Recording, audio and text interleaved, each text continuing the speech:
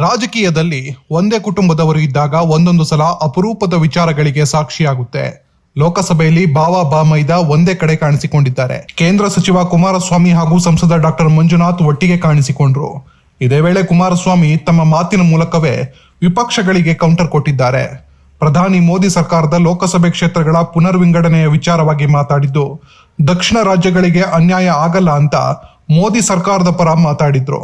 ಕರ್ನಾಟಕಕ್ಕೂ 14 ಕ್ಷೇತ್ರಗಳು ವಿಸ್ತರಣೆ ಆಗಲಿದೆ ಎಂದು ಕಾಂಗ್ರೆಸ್ ಹಾಗೂ ಅದರ ಮಿತ್ರ ಪಕ್ಷಗಳಿಗೆ ತಿರುಗೇಟು ಕೊಟ್ಟಿದ್ದಾರೆ. ಇದೇ ವೇಳೆ ಕುಮಾರಸ್ವಾಮಿ ಮಾತಿಗೆ ಪಕ್ಕದಲ್ಲೇ ಕೂತಿದ್ದ ಡಾಕ್ಟರ್ ಮಂಜುನಾಥ್ ಮೆಚ್ಚುಗೆ ವ್ಯಕ್ತಪಡಿಸಿದ್ದು ಕಾಣಿಸಿತು. And I say it again today, under the leadership of our Honorable Prime Minister Shri Narendra Modi ji, India is going through a phase of deep and meaningful transformation. We are witnessing changes that will be remembered as defining milestones in our nation's journey.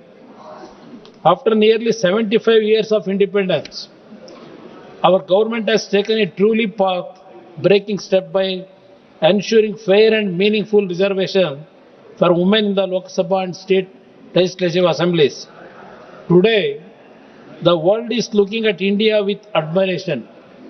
At a time when many countries are grappling with conflict and instability, India is moving ahead with confidence driven by reform, stability and vision. Peace and reform have become the foundation of our growth. What makes me particularly proud is the recognition being given to women's power in the world's largest democracy. Alongside Atmanirbhar Bharat and Vikasit Bharat, we are now building a strong and empowered Nari Bharat. To me, a woman represents strength in its purest form. She balances multiple roles as a mother, a sister, a wife, a daughter, and yet continues to be a pillar of support of our society. A woman is not just a role or a relationship, she is Shakti itself. This reservation should not be seen as a favor. It is in fact a recognition, a tribute to the strength and contribution of women in our society. We have all grown up hearing that a mother is the first teacher and that educated a woman is like educating a family. By bringing women into the core of our legislative system, we are strengthening the very foundation of our democracy. On this historic day, I truly believe the Mother India must be proud of all of us.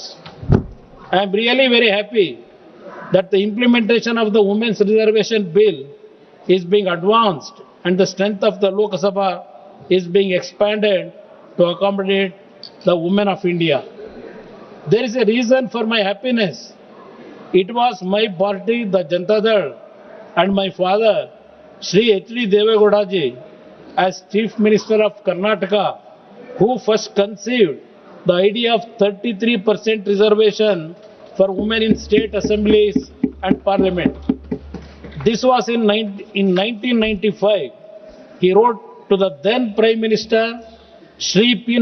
Narasimha Rao ji, about it and even created a small group of my party colleagues to meet leaders across party lines and canvass for his idea.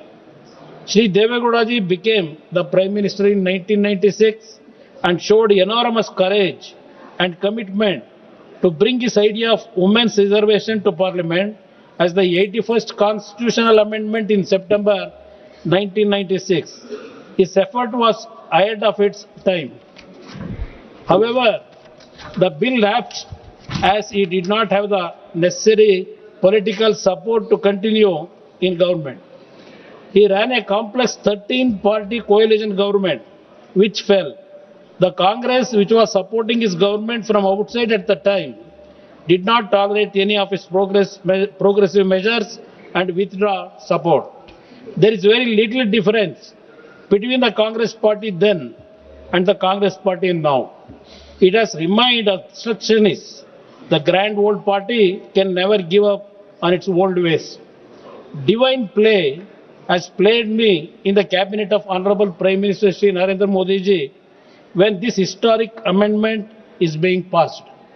Besides the small fact that it fulfills Sri H.D. Devegowda's dream in his own lifetime, the even bigger achievement is that it fulfills the aspirations of the women of India and brings great joy to half of our nation's population.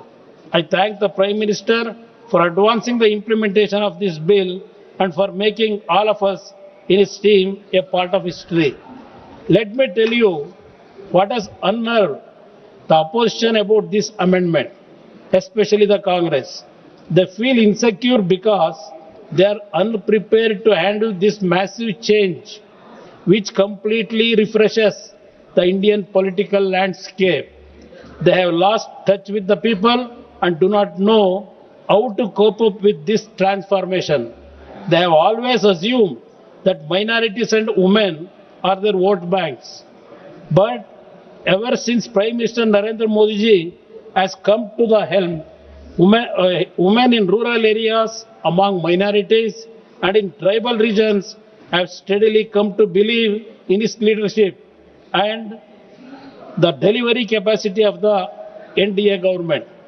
What the Congress could not achieve in half a century, PM and the NDA government have achieved in a decade. Next, I want to address the case being made on behalf of the southern states that they will lose out in this exercise, that they will be overpowered in the heartland. This is nothing but fear mongering. I have been the Chief Minister of Karnataka twice, and I can say with certainty that the argument made by the DMK is their own. It does not represent the southern states. You should remember that the DMK has historically been uneasy with the Indian state. That has never been the case with other southern states. Shri N. Chandrababu Naidu ji has secured the support of all parties in Andhra Pradesh and passed a resolution in support of this amendment. Is he lesser patriot, or people in Telangana, Karnataka and Kerala reacting the same way as the DMK is reacting in Tamil Nadu? Sir, the Congress party, which has lost the capacity to think independently, which has lost the ability to develop its own arguments, is now being led by DMK's narrative. Sri Rahulji called himself the younger brother of Sri M.K. Stalinji some time back. But it appears after the seat sharing disputes that the elder brother is angry with his younger brother, but the younger brother is still looking for some love from the older brother. Can a national party like the Congress party go to Uttar Pradesh or Bihar or Madhya Pradesh and make DMK's argument on either devolution of central funds or decentralization or delimitation of constituencies? Can they make the anti-India argument there? Perhaps they can do it only if they have given up hope of contesting and winning in those states. Instead of getting the DMK to follow the national line, the Congress are sadly following the DMK's argument. Recently, when Congress DMK seat sharing talks for assembly elections were happening, Congress leaders were pleading for respect from the DMK. They were pleading DMK to form a coalition government and share power. In Kerala, what do we see? What are the Congress and CPM abusing each other? Or it is in the media for everybody to see and read. That is the dissonance that we see in the IND alliance. Is there any such dissonance that you see in the India? The opposition under the Congress has got into the habit of scaring people and creating a doomsday scenario about everything our government says and does. The people of India have begun to see through this. Just look at the number of issues the Congress-led opposition has raised in the recent past and has conveniently forgotten about it in a short period of time. Sri Rahulji, who does not understand the head or tail of caste-based reservation, argued at one point of time that reservations should be proportional to the size of the caste population. But now, he does not want to extend that same argument to parliamentary representation. He and his party do not want more MPs representing a smaller size of constituents.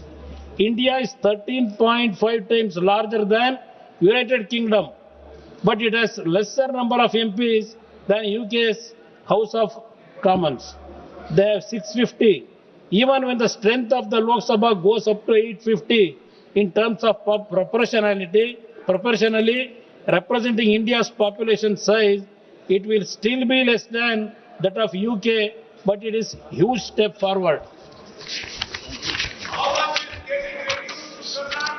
Sir, kindly No, conclude, there is sir. no reduce.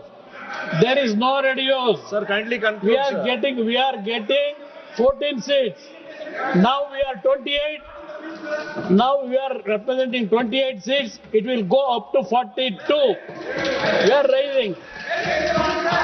When Prime Minister Modi ji planned the new parliament building, it was obvious and it was stated clearly that infrastructure was being expanded to accommodate more MPs after the delimitation process. But now the opposition behaves as if they knew nothing. The delimitation argument that the opposition had picked up is now irrelevant because our government has assured a 50% flat increase of parliament seats across the states. That means no state loses what they already have. In fact, they will gain. This gain is not just for the states, but for Indian democracy as a whole. Let me remind the opposition that the campaign to save democracy in 2024, Modi ji has shown the real way to strengthen democracy by empowering the women of this nation. I conclude by saluting his vision. Thank you, sir.